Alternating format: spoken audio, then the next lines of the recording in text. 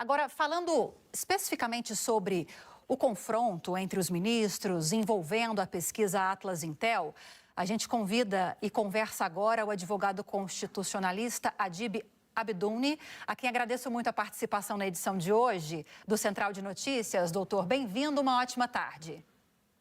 Boa tarde, Natália.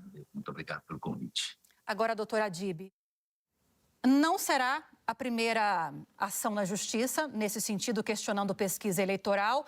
Não foi a primeira, muito possivelmente. Eu estou até meio perdida nos últimos acontecimentos, mas com certeza não será a última. Nesse caso, a gente está falando de uma pesquisa que foi judicializada pela pré-campanha de Flávio Bolsonaro, porque não concordou com uma abordagem na coleta de informações dos entrevistados, porque mencionou aquele áudio trocado que está sendo investigado entre Flávio Bolsonaro e o ex-banqueiro Daniel Vorcaro em relação ao financiamento do filme Dark Horse. E aí a pré-campanha entrou na Justiça, o presidente do TSE caminhou nesse mesmo entendimento de que seria necessário suspender essa pesquisa. Mas agora a cúpula precisa se desdobrar sobre isso, precisa se debruçar sobre isso. Essa manifestação da Procuradoria-Geral Eleitoral muito possivelmente será acolhida pela maioria ou não? Qual é o modus operandi nesses casos? Veja bem, não se pode afirmar de forma automática que vai ser acatado o pedido da PGR. Mas a decisão pode ser juridicamente indefensável, sob o argumento da cautela eleitoral, mas também pode ser criticada se a fundamentação não demonstrar com densidade suficiente que a pesquisa ultrapassou a esfera da controvérsia metodológica e ingressou no campo da efetiva indução ilícita do eleitorado. Então, é uma matéria dessa natureza, ela tem legitimidade da medida, depende da robustez da prova e da proporcionalidade da intervenção. Mas entendo aí que ela pode ser acatada ou não, até pela PGR, como já foi demonstrado, que tem a titularidade desse pedido, ela foi desfavorável. Então, nós temos aí um impasse muito grande, porque tem outros ministros, cada um tem o seu entendimento. Quem está conosco também, doutora Adib, é a nossa analista de política, Natália Fruê, que também já chega com uma pergunta para o senhor. Nath, bem-vinda, boa tarde. Oi, boa tarde, Lívia, boa tarde ao doutor também, a todo mundo que acompanha aqui o Central de Notícias. Doutor, muito se discutiu essa decisão do ministro Nunes Marques em caráter liminar como sendo uma censura, né? Uma afronta àquela liberdade de expressão. Inclusive, a Procuradoria-Geral da República, quando faz ali a pontuação do parecer contrário a essa manutenção da decisão do ministro Nunes Marques, diz que a justiça não é a justiça eleitoral que vai fazer curadoria do que pode chegar ou não ao eleitor. O senhor encara como, sim, a decisão de Nunes Marques pode ser encarada como uma espécie de censura ou não necessariamente? Não, em tese, o que nós temos aqui a discussão? Ele tem legitimidade, a justiça eleitoral tem competência para examinar a regularidade formal e material de pesquisas, especialmente quando há alegação de irregularidade metodológica. Então, existe assim a legitimidade, a censura é uma discussão que pode ser abordada, mas é por isso que o direito ele tem essas diferenças, né? Nós temos no direito entendimentos diferentes justamente por conta de correntes de entendimento, mas nesse caso específico, eles foram colocados com as provas, vai se verificar se há ou não legitimidade para isso, se está dentro dos parâmetros legais. Bem, lá em Brasília, está chegando agora. Ranier, bem-vindo, boa tarde para você e sua pergunta. Boa tarde. Boa tarde, Lívia, Natália. Boa tarde, doutor Adib. Minha pergunta é se, na opinião do senhor, esse caso houve uma extrapolação dessa controvérsia metodológica que o senhor citou a ponto de ser justificável, ser defensável uma liminar como a concedida pelo ministro Cássio Nunes? Veja bem, o que nós temos aqui, o núcleo do problema está no equilíbrio entre dois valores. que é o valor condicional relevante, né? Que é, de um lado, a proteção da integridade do processo eleitoral, de outro, a liberdade de informação e livre circulação de dados e análise de interesse público.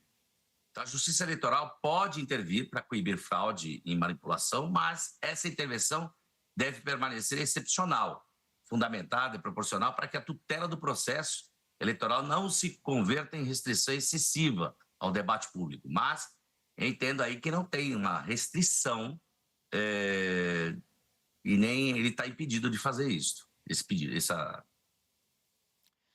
Doutor, decisão. houve na época em que a judicialização dessa pesquisa se iniciou, alguns argumentos no sentido de que, olha, nós mencionamos esse áudio nessa pesquisa para o eleitor que estava sendo ouvido, sendo pesquisado, mas em nenhum momento nós reproduzimos esse áudio no decorrer dessa pesquisa. Isso faria a diferença? Olha, a diferença se citar o áudio ou ele ser transmitido o áudio, não há nenhuma diferença com relação a esse questionamento. Há o questionamento sobre o áudio. Então, o áudio existiu? Existiu. Então, há aí um impacto. É isso que tem que ser analisado do ponto de vista do direito constitucional, direito eleitoral. Então, nós temos aí uma divergência muito grande. O episódio ele revela uma tensão clássica. Então, porém, é sensível tanto no ambiente pré-eleitoral, entre dois valores igualmente relevantes. Agora, entendo que se esse áudio ele pode agravar, inclusive pode criar um problema eleitoral maior. Então, a probabilidade... também nós temos aí que uma discussão constitucional, nós temos duas correntes constitucionais aí que dá para ser aplicada.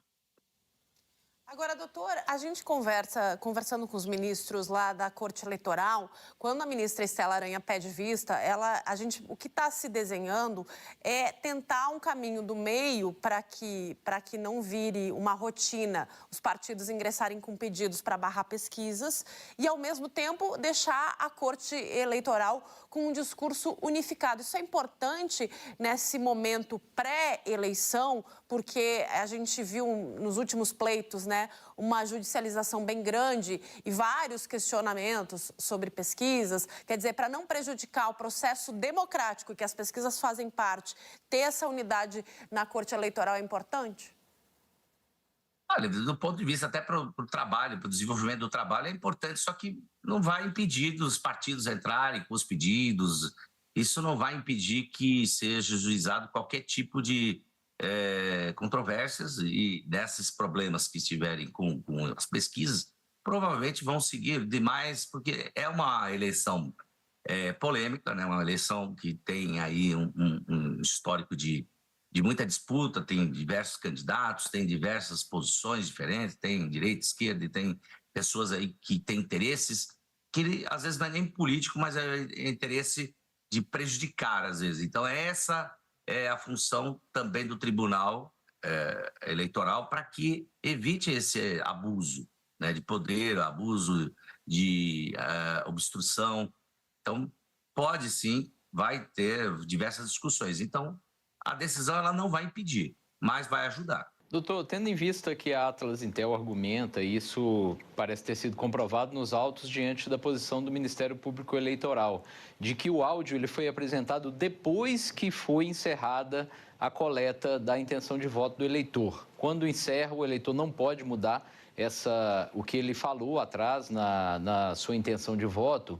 Então, de que forma esse áudio poderia, na visão do senhor, ter influenciado essa pesquisa?